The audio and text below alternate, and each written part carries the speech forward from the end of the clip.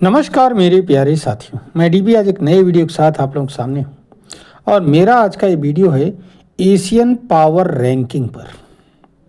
अभी बताऊंगा इसके विषय में क्या है। एशियन पावर रैंकिंग है क्या चीज़, तो इसको आप जान लीजिए कि एशिया में जो भी देश अपना प्रभुत्व रखते हैं, चाहे यूएसए हो, चाहे यूरोपियन यूनियन हो, चाहे रसिया हो, चाहे जो देश हो जो अपना प्रभुत्व रखते हैं, एशियन कंट्री तो अपना प्रभुत्व रखेंगे ही यहाँ पर। इसके अलावा यूरोपियन कंट्री, ऑस्ट्रेलिया वगैरह, अमेरिकन कंट्री भी तमाम अपना प्रभुत्व एशिया में रखते हैं।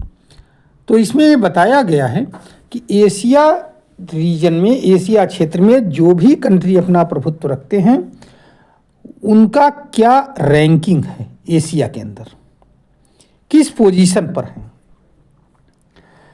इसको आगे बढ़ने से पहले सबसे पहले ये जानिए कि एक इंस्टीट्यूट है, लोवी इंस्टीट्यूट। ये सिडनी बेस्ड है, ऑस्ट्रेलियन बेस्ड है, अर्थात सिडनी में इसका हेड ऑफिस है, ध्यान रखिएगा। एक फॉरेन पॉलिसी थिंक टैंक है जिसका इस्टेब्लिशमेंट या जिसकी स्थापना 2003 में, अप्रैल 2003 में फ्रैंक लोवी ने किया था, ध्यान रखिएगा। इसको फंडिंग कहाँ से मिलती है? ऑस्ट्रेलियन गवर्नमेंट से मिलती है और कुछ स्वतंत्र संगठन देते हैं इसको फंडिंग। इसके कुछ पैरामीटर्स हैं, उन पैरामीटर्स पर किसी भी देश की जो रैंकिंग डिसाइड की गई है।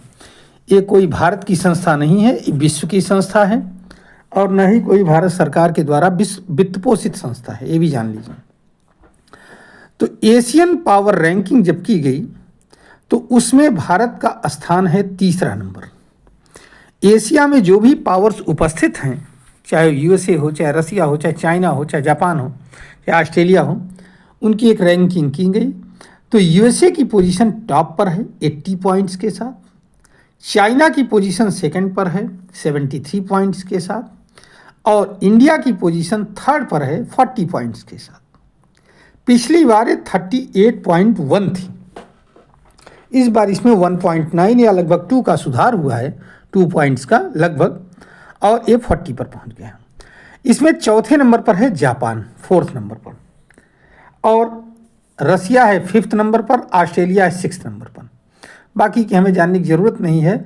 अगर आप जानना चाहते हो तो बाकी सब देश तो बहुत नीचे हैं। पाकिस्तान 16th पोजीशन पर है, टॉप 10 में भी नहीं है, ध्यान रखिएगा। अब ये जो रैंकिंग की गई है ये सिर्फ डिफेंस सेक्टर को ध्यान में रख करके नहीं की गई है, ध्यान रखिएगा। अच्छा, एक बात और भी है कि अगर हम डिफरेंस की बात करें तो टॉप लेवल पर यूएसए है 80 पॉइंट्स के साथ, सेकंड लेवल पर चाइना है सेकंड पोजीशन पर 73 पॉइंट्स के साथ। इनके बीच में केवल 7 पॉइंट का डिफरेंस है। लेकिन थर्ड नंबर पर भारत है जो 40 पॉइंट्स के साथ है, जो टॉप लेवल का जस्ट आधे पोजीशन पर है, समझ रहे हैं। लेकिन यहाँ महत्वपूर्ण ये नहीं है, यहाँ महत्वपूर्ण है कि भारत ने पीछे किसको किया। भारत ने पीछे किया जापान और रसिया को, ये बहुत महत्वपूर्ण है, तो ये ध्यान रखिएगा।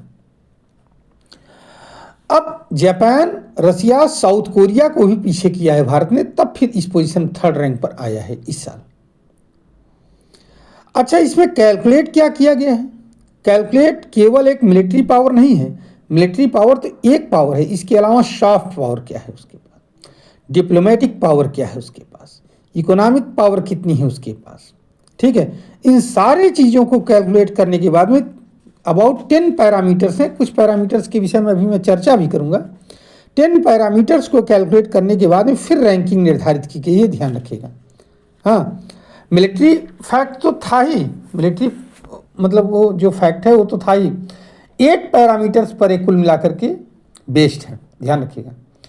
अब यहाँ पर जो 3 मेन पैरामीटर्स हैं उस पर अगर हम चर्चा करें तो हम पाएंगे कि मिलिट्री पावर में, मिलिट्री पावर आप समझ रहे हैं, इसका अर्थ हमें बताने की जरूरत नहीं है। मतलब यूएसए टॉप पर है, चाइना सेकंड पर है, रसिया 3rd पर है, और इंडिया 4th पर है, जापान 5th पर है। उसके बाद में सिग्नेचर कैपेबिलिटी की बात जब की गई, सिग्नेचर कैपेबिलिटी क्या है? अब ये भी इसका एक पैरामीटर है। सिग्नेचर कैपेबिलिटी क्या होती है? एक कोई एक स्पेसिफिक ताकत हर एक देश के पास होती है जो युद्ध में उसे दूसरे दुश्मन देशों से अलग करती है। जैसे अब एक एग्जाम्पल ले लो कि यूएसए के सिग्नेचर ताकत क्या है?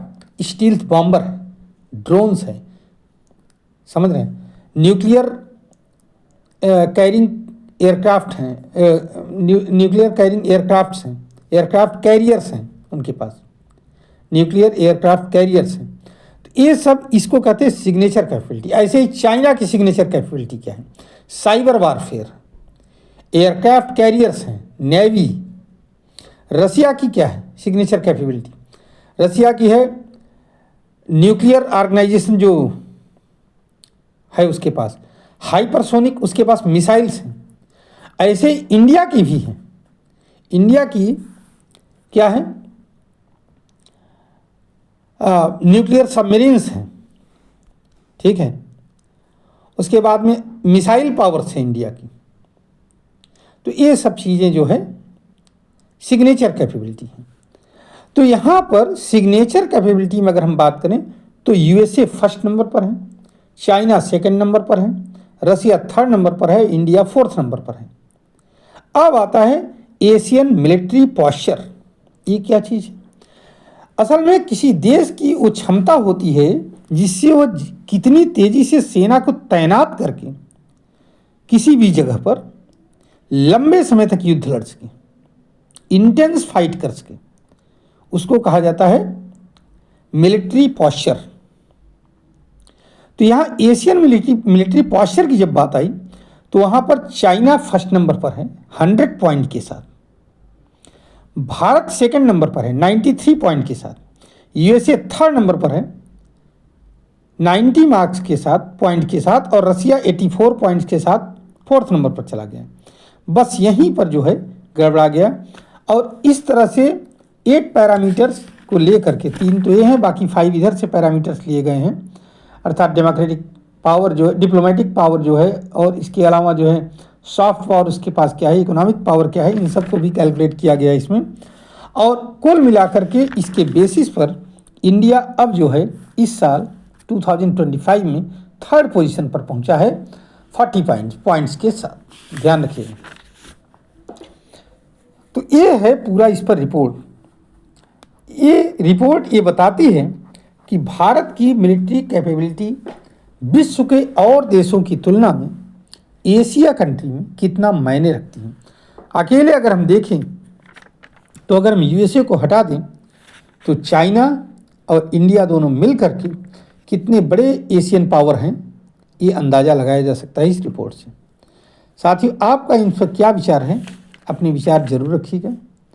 अगर आपको अच्छा लगा हो हमारा वीडियो तो आप हमारे इस चैनल को सब्सक्राइब करिए, शेयर करिए हमारे इस इन्फॉर्मेशन को, और वीडियो को लाइक भी करिए। धन्यवाद, नमस्कार, जय हिंद, जय भारत, वंदे मातरम।